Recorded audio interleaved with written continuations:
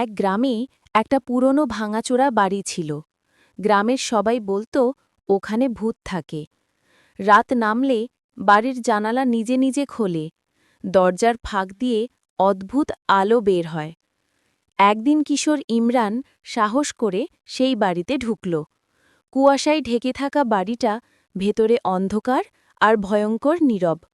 হঠাৎ সে শুনল, কে এলে, ভেসে আসছে ভাঙা কণ্ঠস্বর।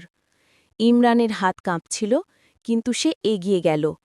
সামনে দেখল এক সাদা পোশাকে অদ্ভুত ছায়ামূর্তি। ভূতটি ধীরে ধীরে বলল, আমি এই বাড়ির পুরনো মালিক। আমার স্বপ্নের ঘরটা ভেঙে গেছে, তাই শান্তি পাই না। ইমরান সাহস করে গ্রামবাসীকে সব জানাল। সবাই মিলে বাড়িটা মেরামত করল। অবশেষে ভূতের কণ্ঠস্বর মিলিয়ে গেল কুয়াশার আড়ালে। প্রথমে স্ক্রিনে ডবল ট্যাপ করে ভিডিওতে একটি লাইক দাও, চ্যানেলটাকে সাবস্ক্রাইব করো, শেয়ার অপশন চাপ দিয়ে ধরো, কপি লিংকে ক্লিক করলে এরকম ম্যাজিক হবে।